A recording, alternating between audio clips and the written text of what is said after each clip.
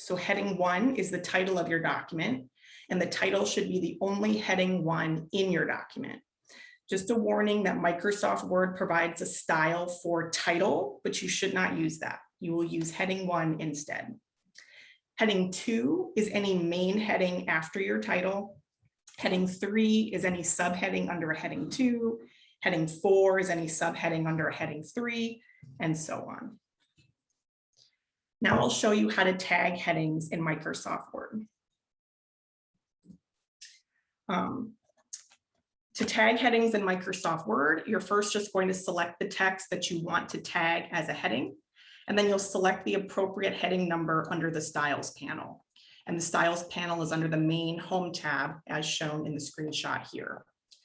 Microsoft Word has default formatting for their heading styles. You can kind of see in the screenshot here that their default formatting is blue, but you can change this formatting very easily to make your headings look however you want.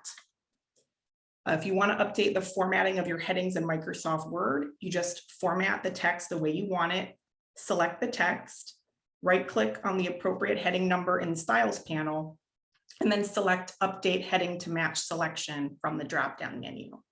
That action will both tag that text as a heading and apply that formatting to all other headings with the same heading number automatically.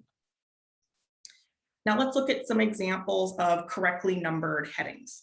So this first example is a screenshot of an online consulting guide in Microsoft Word. The title of the document is Guide to Online Consulting, and it is tagged as a heading 1. It is the only heading 1 in the document. Then the next main heading is Focusing Comments, and that is tagged as heading 2.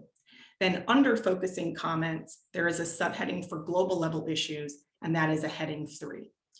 And one way to check if something is tagged as a heading is to put your cursor on it and check if one of the heading styles is selected. So in this screenshot, the cursor is on the title of the document, and heading 1 is selected in the Styles panel at the top of the document. The second example here is of headings on a website. So this is a screenshot of the webinars page on the OWCA website. The title of the web page is webinars, and so that is heading 1. Then there are several main headings on the page for ASL interpretation and recording, guidelines for participating, and upcoming webinars. And all of these are heading 2s. So now we'll practice what you've learned. These are exercises 1.1, 1.2, and 1.3 in the worksheet. And I'm going to share some screenshots, and I'll ask you to tell me what is inaccessible about the headings in each screenshot. And please place your answers in the chat. Exercise 1.1 is a screenshot of a document in Microsoft Word. And the title of the document is Submitting Your IRB Application, and it is centered and bolded. Then there are 3 subheadings regarding when to submit the IRB application, how to submit, and what happens after submission. And these subheadings are bolded and left aligned. The cursor is currently placed on the title of the document, and normal is selected in the Styles panel at the top. What is not accessible about the headings in this document? Yep, some of you already got it. The title is not formatted as a heading based on where the cursor is. Nothing with normal being selected means it's not marked as a heading. So yes, you all got it. None of the headings are tagged as being headings. Excellent. So the heading styles are not being used in this document, again, because the cursor is placed on the title, but none of the heading styles are selected at the top. The format of the heading styles, which is blue text, also does not match the format of the headings in the document, which is black text. So that's another way that you can tell that there's no headings in the document. Excellent. Exercise 1.2 is the same document as before in Microsoft Word, but the headings have now been tagged as headings. The title has been tagged using the title style, and the following headings are tagged as heading 1s. What is not accessible about the headings in this document?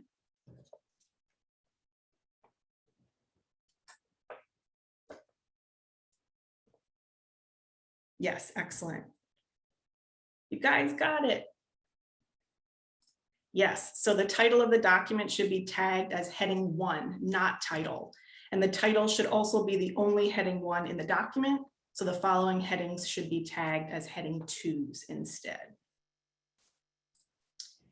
And the last exercise for headings, exercise 1.3, is a screenshot of the website for Qualtrics.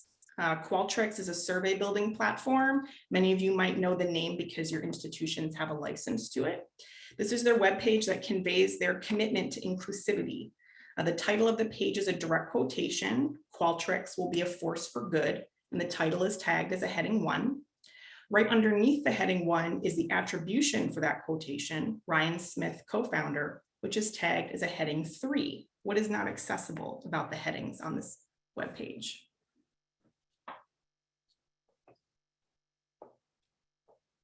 Yes, excellent. Yes, the headings are out of order and there's no heading 2. Excellent. So the headings on this webpage are not used in numerical order. A heading 1 should be followed by a heading 2, not a heading 3. Furthermore, the attribution for that quotation should not be a heading at all, because the paragraph that follows doesn't have anything to do with Ryan Smith. Ryan Smith's name should just be regular text. This happens quite often on websites where web editors will use heading styles to emphasize regular text that aren't actually headings. They also commonly choose heading styles based on the size/formatting that they want, rather than using them in numerical order. But that is incorrect. You would hope that a technology company that claims to be committed to inclusivity would be aware of that, but I digress. Our second principle is vertical lists. Again, you may already be using vertical lists in your documents. Vertical lists are a great way to group and emphasize information, add white space for readability, and or clearly convey steps in a process. But similar to headings, for vertical lists to be accessible, you have to tag the list as being a list. So instead of manually typing out numbers or hyphens, you would use the formatting options that automatically number or bullet the vertical list for you. This allows screen readers and text-to-speech software to recognize that there is a list in the document and to let users skip between items in the list. You should use bulleted lists when the order of the list items does not matter, and you should use numbered lists when the order of items does matter, such as when readers need to follow steps in a specific order. This first example has vertical numbered lists in Microsoft Word. This is our consent letter template for the IRB application, and we require researchers to use vertical numbered lists to emphasize who is eligible to participate in their study and what activities the participants will be asked to do. Numbered lists are used because potential participants have to meet all of the eligibility criteria, which are listed in order from most broad to most specific, and participants will be asked to complete the research activities in a specific order as well. Similar to headings, you can test if a list is formatted correctly by placing your cursor on the list and seeing if one of the list icon is highlighted at the top of the page under the Home tab. You'll also notice that the lists are completely aligned in terms of spacing. So lists that aren't tagged as lists will often have odd spacing and or misalignment. Here is another example that has a vertical bulleted list in Microsoft Word. This screenshot is from our handbook for writing session facilitators. This list tells facilitators the main things they will need to do when leading writing sessions, such as invite questions, be direct, and be honest when they don't know something. These strategies don't need to be applied in a specific order, so a bulleted list is appropriate. Tagging lists in Microsoft Word is really simple. It's only 2 steps. All you have to do is select the text that you want to tag as a list and select the bulleted or numbered list icon in the paragraph panel under the Home tab. Now let's practice with exercises 2.1, 2.2, and 2.3 in the worksheet. So in the following exercises, I'll ask you to tell me how you would add or update vertical lists to be more accessible. Like last time, please place your answers in the chat. Exercise 2.1 is a paragraph that describes the suggested order for attending IRB group writing sessions. It currently reads, before submitting your IRB application, we recommend attending our IRB group writing sessions. We recommend attending the session on eligibility criteria first, Next, you should attend the session on recruitment materials, followed by the session on consent letters. After you've attended the previous 3 sessions, you will have enough context to attend the last session on the introduction to the IRB application. How would you revise this paragraph to be more accessible? And some of you are already saying a numbered list, use 1, 2, 3, and break those steps up into a numbered list in the suggested order. Yes, excellent. So we can revise the previous paragraph by just adding a vertical numbered list to more clearly indicate the suggested order and significantly cut down on words. So the revised version reads, before submitting your IRB application, we recommend attending our IRB group writing sessions in the following order: 1, eligibility criteria; 2, recruitment materials; 3, consent letters; and 4, introduction to the IRB application. Exercise 2.2 is an advertisement for open writing center appointments. The appointment times are listed vertically with 1 or 2 hyphens. It reads, stuck on a writing assignment? The online writing center can help. The following appointment times are still open this week. And then the list: Monday at 10 a.m., Tuesday at 8 a.m. and 2 p.m., Wednesday at 4 p.m., and Thursday at 6 p.m. What is inaccessible about this list? Yep, no manually inserted hyphens, and they're not tagged as a list. Yes, excellent. So the original list was not tagged as a list, and of course we can tell that because the items had odd spacing. One item had 2 hyphens while the others had only 1 hyphen. And we can easily revise this by just tagging the list as a bulleted list, and it will automatically align the items in the list and give them all just 1 bulleted point. And then the last example, exercise 2.3, is from a tutor training handbook, and it describes how new tutors will learn to do online consulting. The training activities are listed in a bulleted list, and it reads, new tutors will learn online consulting in the following stages: observe a recorded synchronous consultation, attend a mock consultation as the writer, lead mock consultations as the tutor, and be scheduled for live online appointments and be observed until no longer necessary. What is inaccessible about this list? Yep, as you guys indicate in the chat, it should be numbered. The training activities are obviously scaffolded and they're going to take place in a specific order. So a numbered vertical list is needed instead of a bulleted list. Excellent. All right, the third accessibility principle we're going to discuss is descriptive hyperlinks. So now we get into more advanced things. All right, so we have 2 terms to define here. So a hyperlink is any link that a user can click to go to a web page or website, a document for download, or even another heading in the same document. Hyperlinks are almost always formatted to stand out from the rest of the text. They are commonly underlined in bright blue. A descriptive hyperlink is a hyperlink that is placed on a specific word or phrase that describes where the link will lead the users. So there are 2 things to consider when you're writing descriptive hyperlinks. First, you have to place the link on an actual word or phrase. In other words, don't just paste the entire URL into your document.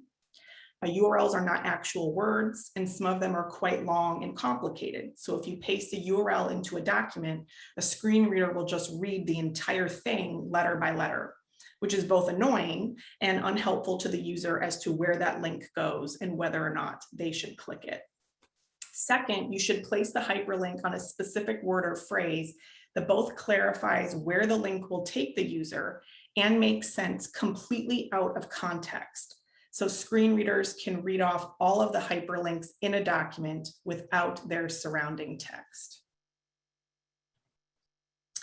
Let's look at some examples. This first example is a screenshot of our IRB handbook for student researchers. And this screenshot is of section 5, services and support, where we describe the different writing services that are available to our students. So on this page in our handbook, we have 4 descriptive hyperlinks that are bright blue and underlined and are written to make sense completely out of context. To show you what I mean, let's remove all of the surrounding context. So in this new screenshot, I've removed all of the surrounding headings and paragraph text, so only the hyperlinks remain, just like if a screen reader were reading them off. So the first descriptive hyperlink is recorded IRB webinars. Even with no context, you understand that the link will take you to recordings of webinars from the IRB. The second descriptive hyperlink is register for IRB group writing sessions. We know we can click on this link to register for that specific service. And the same goes for the following two descriptive hyperlinks for register for IRB document review and register for Qualtrics consent review. Here is another example of hyperlinks on a web page. So this is the handbook and newsletters page on our IRB website. We have a lot of links on this page indicated in dark blue for people to download handbooks, student guides, all of our newsletters, and our metrics. So let's remove all of that context again and all the surrounding information so we can consider the hyperlinks on their own. So without the surrounding context, you can still clearly tell which link will let you download which document, whether that be the IRB handbook, the IRB manager student guide, or the IRB manager chair guide. We also have 4 newsletters, and we include the issue and volume numbers in the descriptive hyperlinks so they can be differentiated from each other. And when we offer a document in multiple formats, such as a Word document and a PDF, we include the file type within the descriptive hyperlink as well, so users can choose which type of document they want. Adding descriptive hyperlinks in Microsoft Word involves 5 steps. To add a descriptive hyperlink, you're first going to select the text that you want to link, right-click and select Link from the drop-down menu, and that's going to make a pop-up box appear. And then in the pop-up box, you're going to select existing file or web page on the left side. You'll paste in the URL into the address box and then click OK. So now let's do some practice with descriptive hyperlinks. These are exercises 3.1, 3.2, and 3.3 in the worksheet. So I'm going to provide some example sentences with hyperlinks, and I'll ask you to tell me what is inaccessible about the hyperlink and how you can fix it. So example 3.1 is a sentence that reads, click here to schedule an appointment with the CMU Writing Center, and click here is the hyperlink. What is inaccessible about this hyperlink, and how would you revise to fix it? Yes, it's not descriptive. There you go, Robin got it. Schedule an appointment should be the hyperlink. Yes, click here is way too vague. So click here doesn't convey any information about where the link will take users, and it's not clear outside of context. The link should tell users it will take them to the schedule for the Writing Center. So we could revise this sentence to be schedule an appointment with the CMU Writing Center and place the hyperlink on all of those words. Exercise 3.2 reads, you can download my transcript here, and my transcript is the hyperlink. What is inaccessible about this hyperlink, and how would you revise it?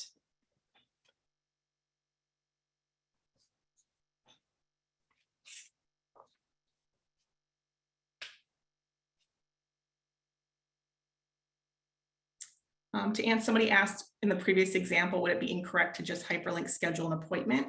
I guess it would depend in context, because you can schedule appointments for multiple different services and things like that, right? So sometimes your department might link out to another department that you could schedule an appointment with. So including what the appointment is for would be an extra level of clarity so that they understand in context it's for the Writing Center and not for some other department on campus.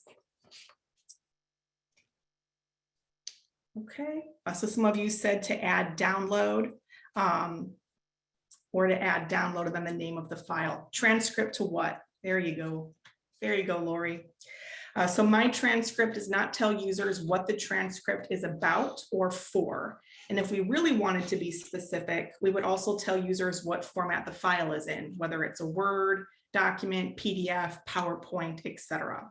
So we could revise this example to be, you can download my transcript for the OWCA 2021 conference with Word in parentheses. And then we would place the hyperlink on the words, download my transcript for the OWCA 2021 conference with Word in parentheses. All right, and then the last example is I'm the North Central University IRB coordinator, and the hyperlink is on the words North Central University IRB coordinator.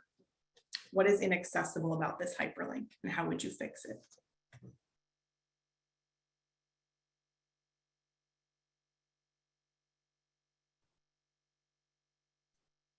Yeah, there you go. Where is this link going to take us, right?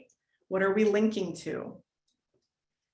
So it's highly unlikely that there's a web page dedicated to just one specific person in the IRB or one specific position. It's more likely that this link leads to the IRB department website. So the hyperlink needs to be placed on the name of the department rather than on the job title. So we should revise to, I'm the coordinator for the North Central University IRB, and place the hyperlink on North Central University IRB. So then we know that it goes to their department website. You guys are awesome. All right, the fourth digital accessibility principle we will discuss is alternative text. So alternative text is also called alt text, and it is a textual description of an image that appears behind the scenes. So when a screen reader or text-to-speech software is reading through a document and it comes upon an image, it will read off whatever the alternative text is for that image. So let's look quickly at how to add alternative text in Microsoft Word. And remember how I promised you dinosaur images? Well, here you go. Here is one of our IRB newsletters, and we have a section for research tips with Research Raptor. I came up with that, if you can't tell. And there is a picture of me in a dinosaur head sitting at my desk. Robert's saying yay in the chat because Robert works with me every day and he loves that I love dinosaurs. There are two ways that you can add alternative text to this picture in Microsoft Word. So option one is to do the following.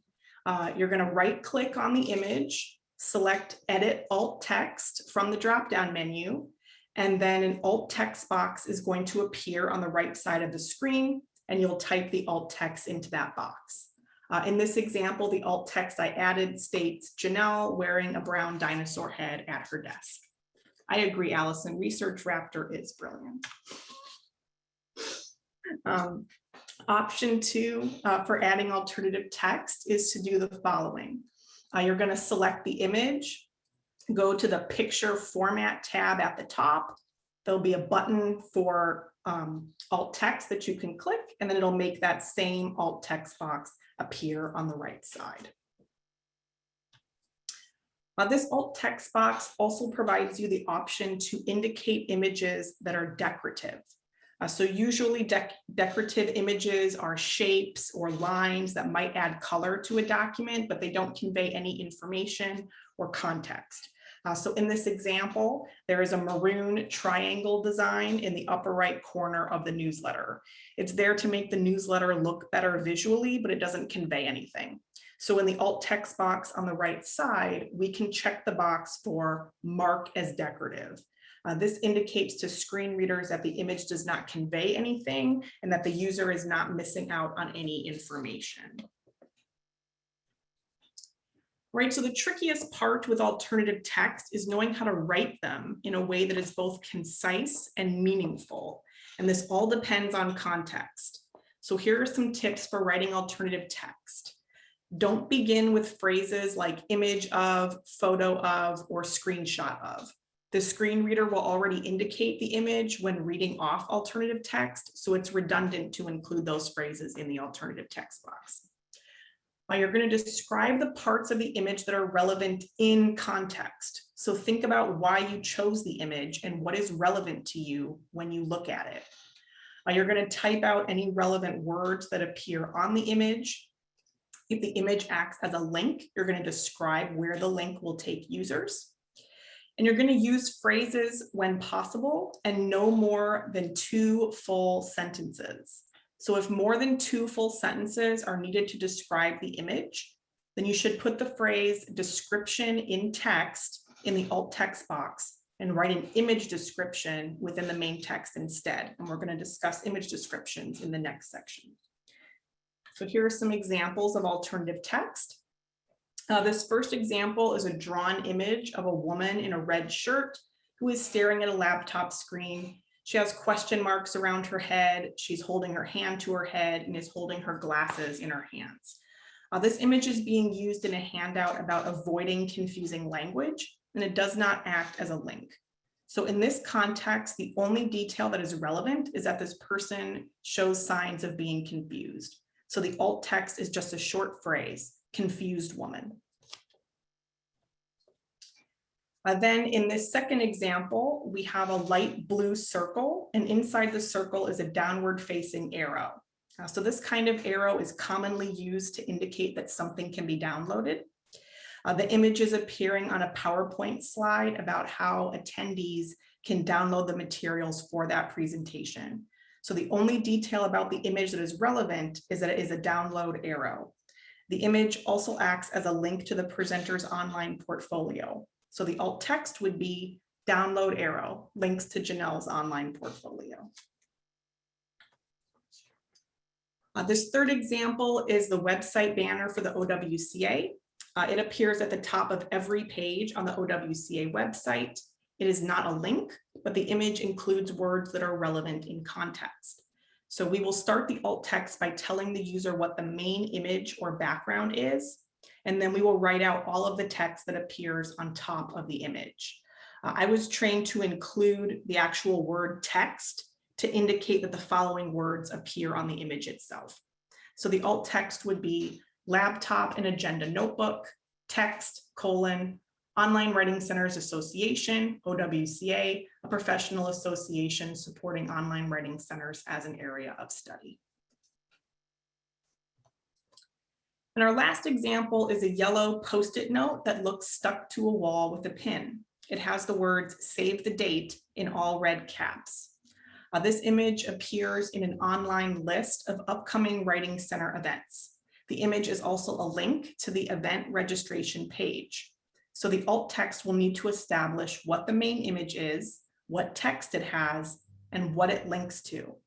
So the alt text would be Post-it note, text, colon, save the date, links to Writing Center event registration. All right, let's practice writing some alternative text. These are exercises 4.1, 4.2, and 4.3. I'm going to provide some example images, and you can write out the alternative text in the chat. There are multiple correct ways that you can write alt text for any given image. So exercise 4.1 is a photograph of a day planner or a calendar that is open on a desk. Some days are filled in and some days are blank. The image is being used in the background of a PowerPoint presentation on accessible everyday practices. How would you write the alt text for this image?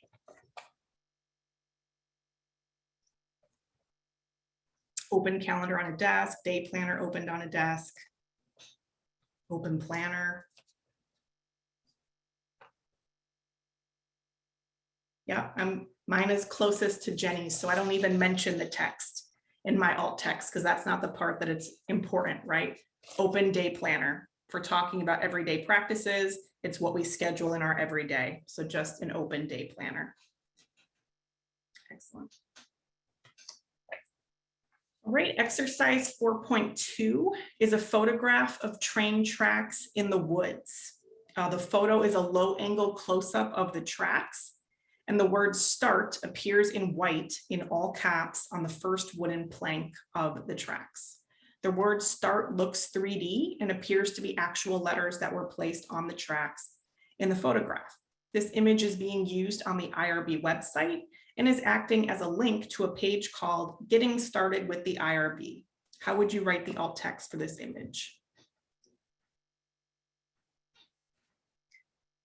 Shan, yours is really close and good. Train tracks and woods, text, start, links to IRB website.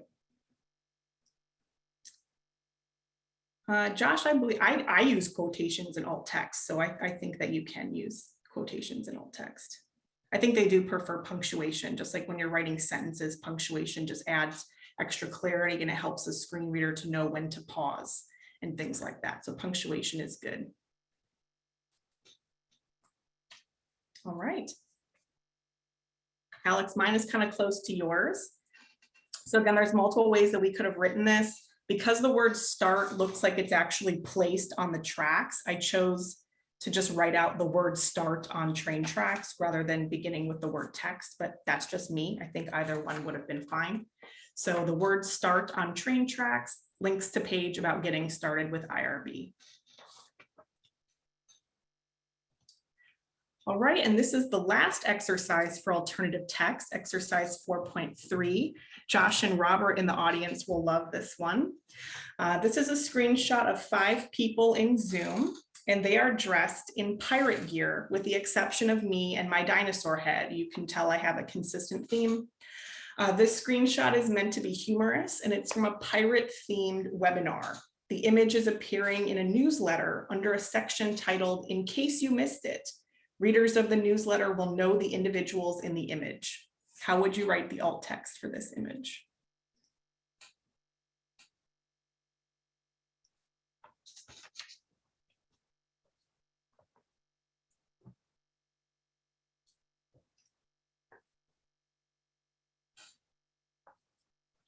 IRB staff in pirate costumes, screenshot of a Zoom screen with 5 people in pirate costumes.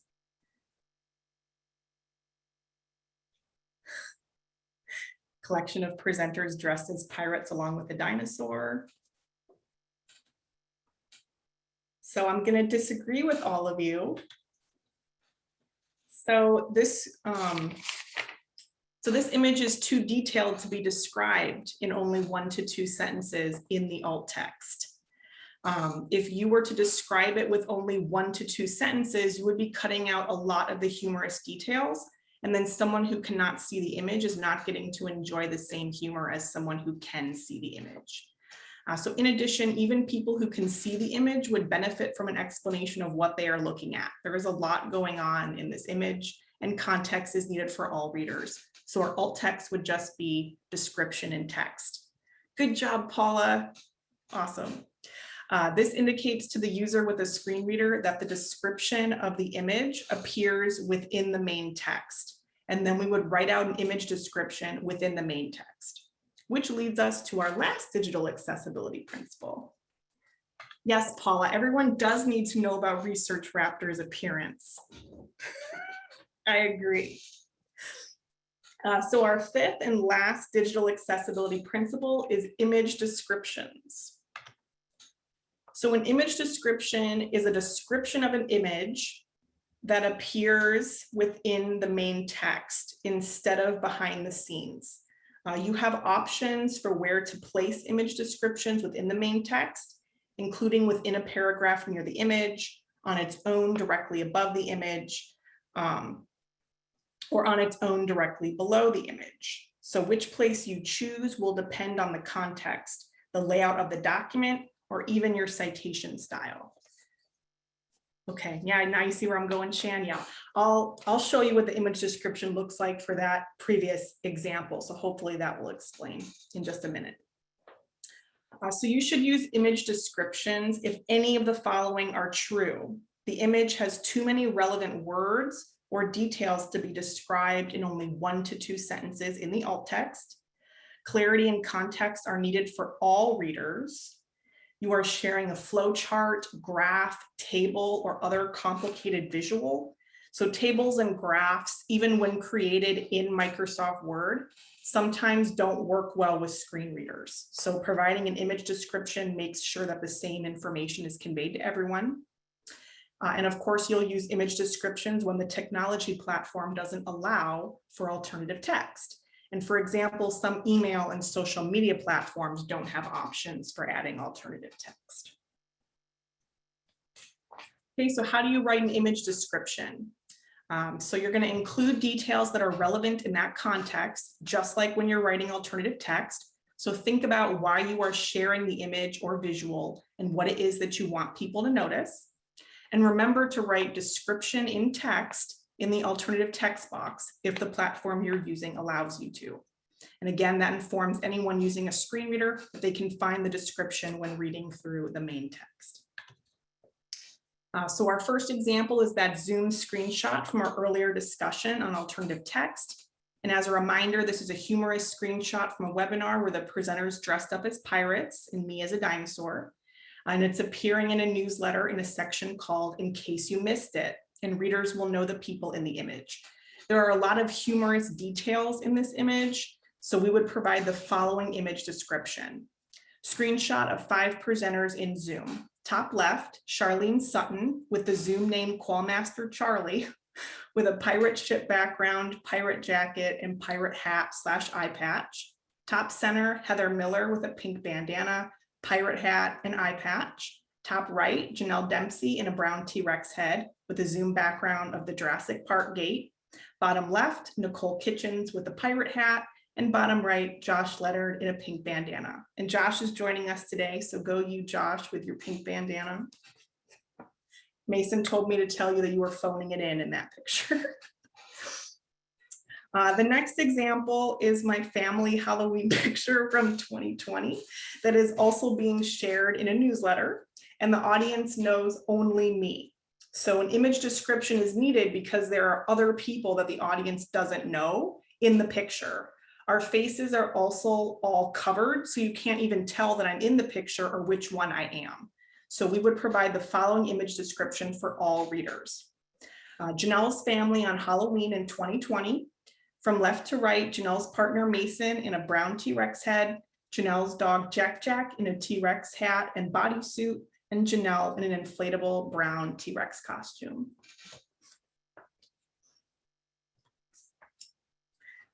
Oh, I love that you love the dinosaurs because I love them too. So I'm glad you get a kick out of those examples.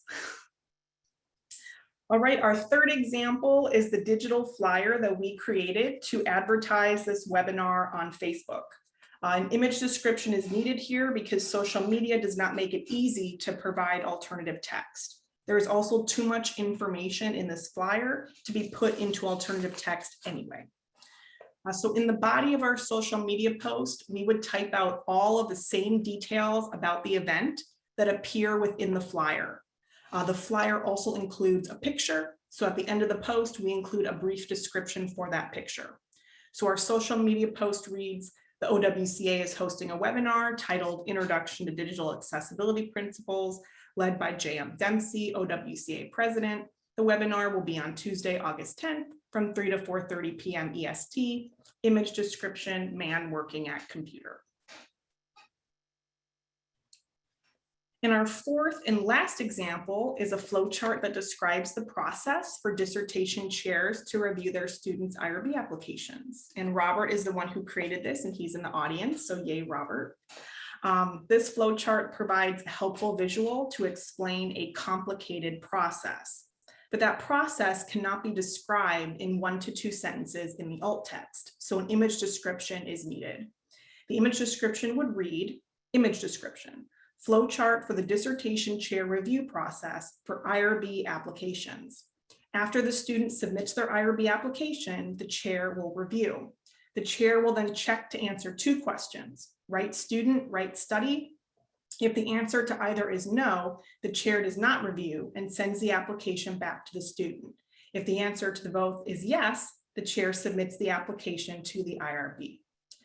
So you'll notice that I don't describe the shapes or arrows that appear in this flowchart because they aren't relevant. The process is what is relevant. So I carefully describe that same process in the text.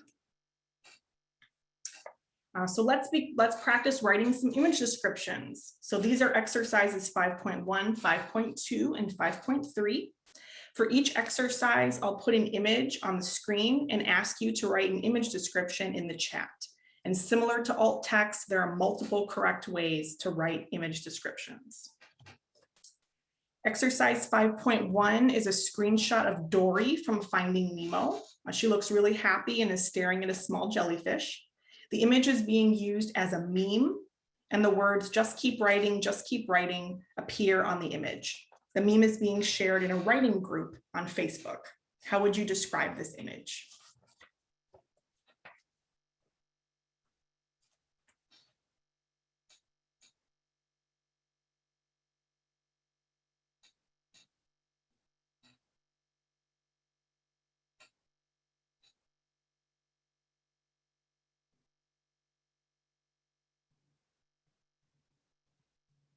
Yeah, there you go, Mike, you got it. Dory from Finding Nemo. And Jennifer asks, we talk a little bit more about how these longer image descriptions go in the main text. How does one signal to sighted readers that this description is not part of the main narrative? So sometimes you can make the description part of the main narrative, right? Like I have a transcript for this session and I'm describing all the images and they're just part of my regular narrative, my regular paragraphs as part of the transcript. So it depends on what you're writing, right? Whether you feel like describing the image just kind of naturally flows in the paragraphs and the narrative you already have, or if you need to have it separated. And if you have it separated, I usually just write the words image description. I actually write those words and bold them. So it'll say image description in bold, colon, and then I write the description. And usually it might be like right underneath the image perhaps. So they would see the image first, and then they'd see the image description second and be like, oh, okay. You said you're thinking of a table or figure in an academic document. So I would do the same exact thing, actually. I would have the table or figure, and then underneath that, I would have, description or image description that then gives all the information, all the data or whatever I want them to find. Or I guess, you could also make it part of the narrative as well. Sometimes you end up emphasizing in the narrative the things you really want people to notice from your graphs or tables anyway. I don't know if that helps. You have options. Okay. So the answer for this one is Dory from Finding Nemo. Text, just keep writing, just keep writing. So a few of you got that. So the only thing that's relevant is it's Dory from Finding Nemo, and then we write the words text and then write out the text that appears on there. Okay, exercise 5.2, we got Josh featured in here again.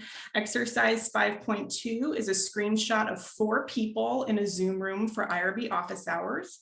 There is a notification at the top of the screenshot that says, "You're a jerk, entered the waiting room." This image is being used as an example in a lesson on checking your Zoom name before you try to enter a public Zoom room. The audience knows the 4 people in the screenshot. How would you describe this image? And Alex, you asked, why is that one not done as alt text? Because on social media, you often can't use alt text. So your only option then is to write an image description within the text of your post.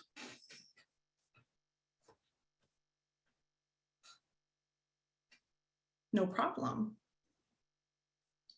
Okay, so how would we describe this image? Josh, you're stumped on this one. Not a clue? Okay. I'll help you guys out. So we start by just saying a screenshot of Josh, Heather, Janelle, and Christopher in a Zoom room for IRB office hours. At the top of the screen is a notification that states, "You're a jerk, entered the waiting room." So we list out all the names of the people here because the audience knows the people in the image. So it's relevant to name them. We establish the context for the Zoom call, and then we point out the notification at the top because that's really the focus of the image. That's somebody whose Zoom name is "You're a jerk" is trying to enter the waiting room. And that's a real screenshot that actually happened. All right, and then exercise 5.3 is a bar graph that shows online writing appointment numbers for January through July 2021. This bar graph is figure number 3 in a metrics report on the Online Writing Center. How would you describe this visual?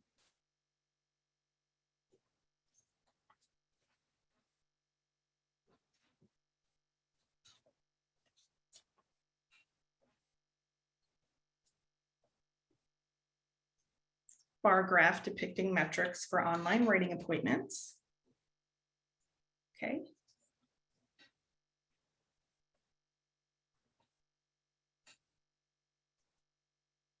Okay, bar graph featuring January through July 2021 for online writing appointments. Yes, so those details of the months in the year are important. Only important data. Yeah, so of course, this is going to depend on context, right? It's going to depend on if we want people to know the appointment numbers for every month, or if we're really just trying to point out a specific month. But how I did it is I wrote out figure 3 is a vertical bar graph with the online writing appointment numbers for January through July of 2021. And then I use a bulleted list to list out each month and the appointment numbers for each month. And my thinking there is that if we want the appointment numbers for each month to stand out, then we want to make sure that's written in a way that a screen reader can access so that somebody knows what all of those numbers are. But again, it also depends on why you're using the graph and if you're only trying to make something stand out. And to answer your question, Paula, if the table was made correctly, would a screen reader be able to read the bar graphs information? For tables, yes. For graphs, my understanding is that sometimes creating graphs can be tricky with screen readers because they have so many little parts that are overlapping, like all the little text boxes that are there. And so my understanding is that they might not read very clearly to screen readers. Okay, so I know I've just given you a lot of information. So now we're going to take a 10-minute break. Well, I guess I'll ask, Megan, do you still think we should take a 10-minute break? I know I went a little bit over time and we only have about a half an hour left. Let's shorten it to 5. That way, if people still need to get up, grab a drink of water or use the bathroom, then they can. Okay, so we're going to take a 5-minute break. We'll also give you some time, if you can, in 5 minutes, to practice applying some of this information in exercise 6. And it's perfectly fine if you don't get through the whole document, but you can download exercise 6 from the OWCA website or from my personal website. So I will put that in the chat again. On exercise 6 is a sample document that is inaccessible. And so you can go into the document and practice applying the 5 digital accessibility principles that we have discussed today. And then we'll come back and I'll show you how I would have edited that document. So we're going to stop the recording now and we will return in 5 minutes. All right, you're good to go. All right, so now we'll come back from our break. I know I went a little bit over time, so you did not have as much time to really dig around in this document. And there's a lot here, but this is exercise 6. It's still available for download off of my website or the OWCA website. So you can always come back to this exercise later. There's also a full exercise key for this as well that will really tell you every single thing that we could have changed for digital accessibility. So all of that will be available to you outside of the webinar. But the big things, of course, is that there are no tagged headings in this document. We can see if we put our cursors on the headings that normal is selected and none of the headings are selected. So again, if you're wanting to put in some heading tags, we just select the text. We go up to heading 1 because this is our title. I don't like the blue heading, so I'm going to right click, go update heading 1 to match selection. And now we can see that heading 1 matches my title and it is selected when my cursor is there. Same thing, my next subheadings are heading 2, so I can just select them, right click on heading 2 and click update heading 2 to match selection. We have some images in here. So again, if we're putting alt text into images, we can just click on the image. We can just right click and go to edit alt text. And I've added some alt text in here. So I'll just do the first image here. But for this example, if you read the paragraph, it's talking about students who offer way too many research activities. So actually I should have put in here research activities. So the alt text for this could be research activities, questionnaire, interview, focus groups, and email review of transcripts. So it's just describing what all of these icons are standing for, which is all the different research activities that sometimes students do. Then of course we have a lot of inaccessible hyperlinks. Here's our first one where hyperlink is on the words click here. And really it should be on Christine Miserandino's article on the spoon theory, because that's where it takes us, is to her article. So how we would do that is we would select the text that we want to put the hyperlink on. We right click, select link from the drop-down menu. Existing file or web page is already selected. I just paste the URL into the address box and click OK. And then Microsoft Word automatically makes it blue and underlined. And we could take out the previous phrase that had the inaccessible click here in there. And then of course we run across our first list that is not tagged as a list. We can tell based on the spacing, and also that if I put my cursor on the list, nothing is selected with the list icon. So I would just select all the items in the list and click the bulleted list icon. That's going to tag it as a list and automatically align it. And then I would just have to go through and remove those hyphens. I think those are the big ones. We do have one image in here that would need an image description. It's a screenshot of a social media post. And this social media post is acting as an example. So if we're using it as an example of how you should write something or how you should do something, then we need to describe it in the text. Just saying it's a social media post isn't enough if we want to use it as an example. So we would have an actual image description that appears underneath that gives the actual text so that people know what the example is.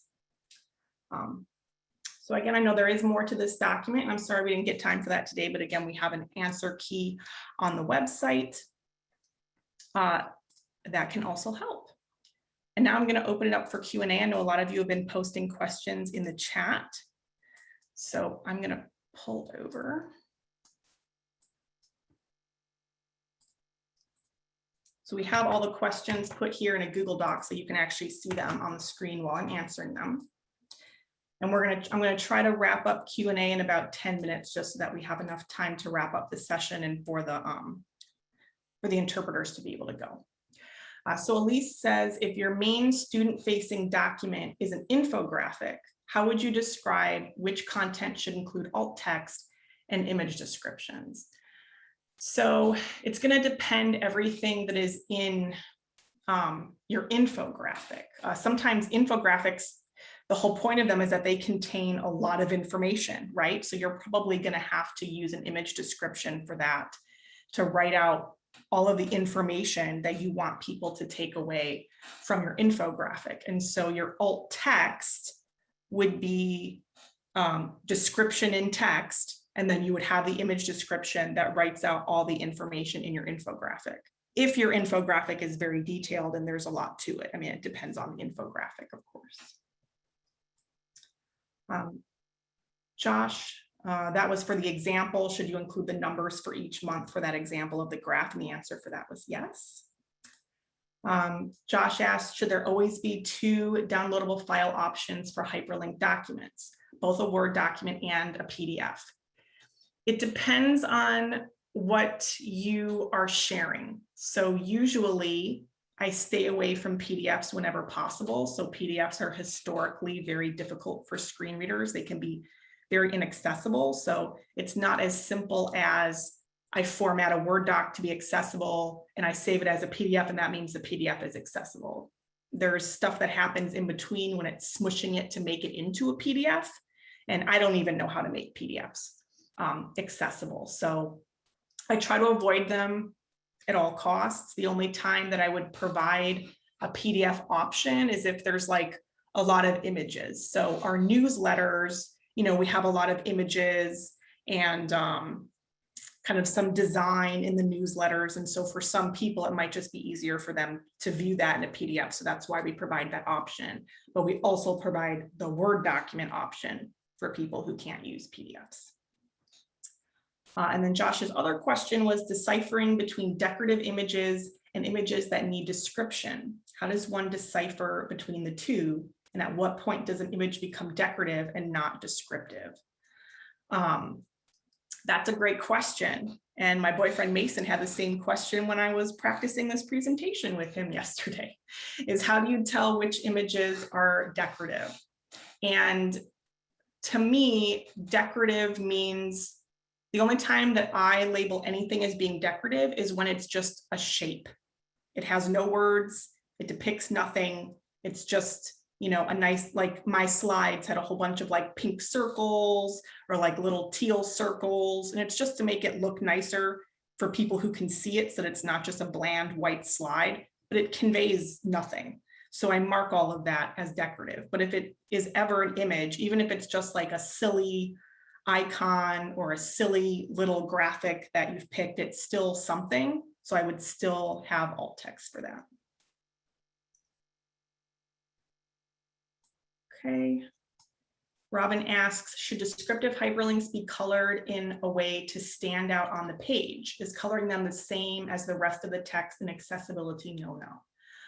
It should be colored a different way to stand out on the page. That is, if you're using any kind of program like Microsoft Word or a website, they do that automatically. So programs like that, if you put a hyperlink on it, it automatically gives it a color or an underline or something to make it stand out. So yes, you would want another color. And again, the bright blue and the underline is the most common, almost universal way of indicating a hyperlink. Other colors can be used, but bright blue is far more common.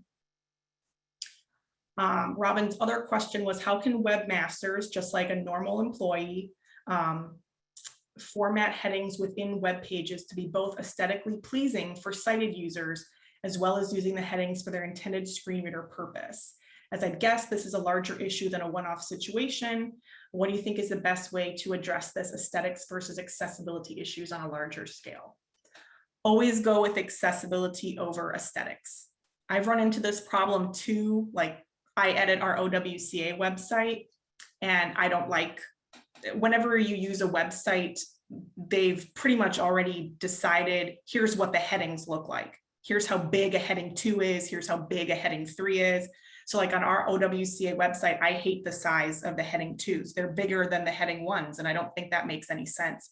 So I think they look bad, but that's what's accessible. So I'm going to use that even if I don't think it's aesthetically pleasing.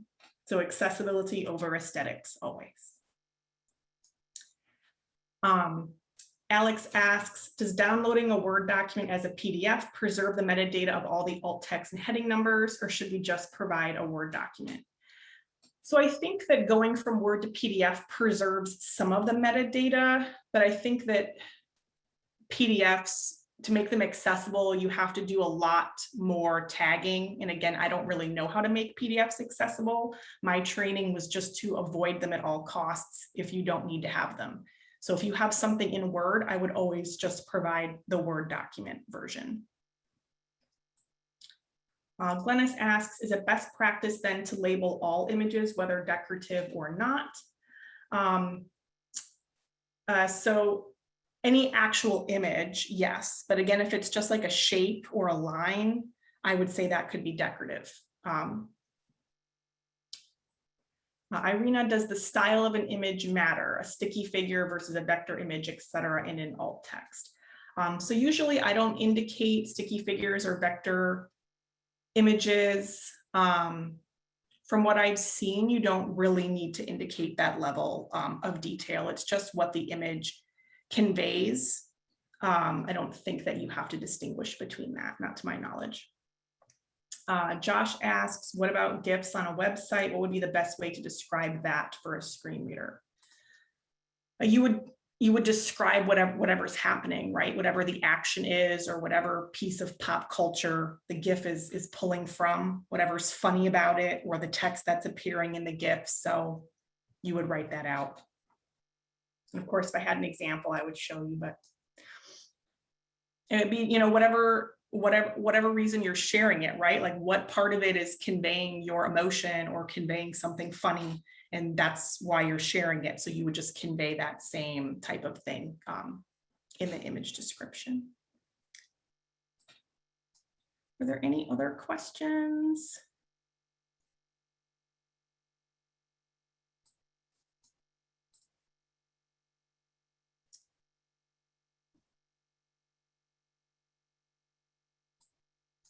Okay.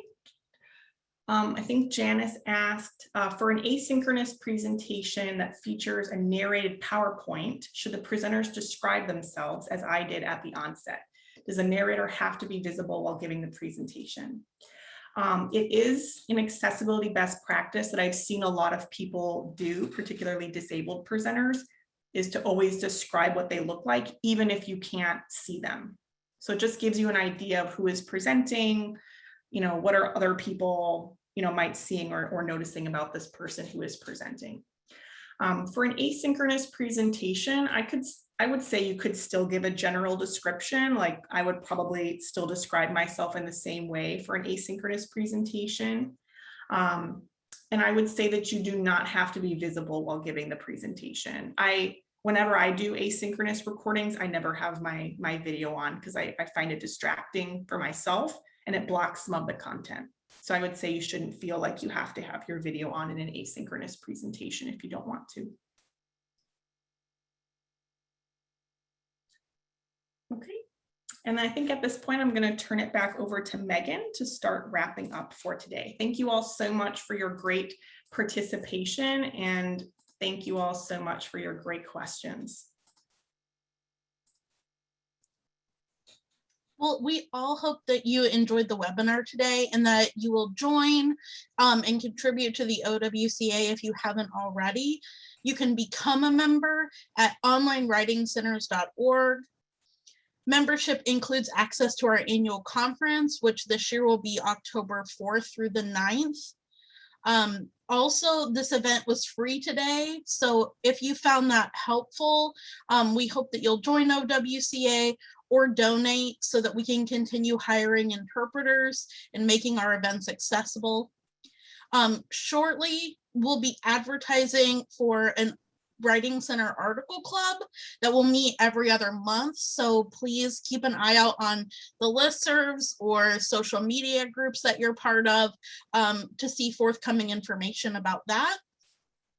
And we'll also be hosting another webinar in November, specifically on addressing unconscious bias in our own writing, as well as talking with writers in online Writing Center consultations about unconscious bias in their writing. So please keep an eye out for information about both of those events. And again, to get involved, please visit us at onlinewritingcenters.org/join. Thank you. Thank you all.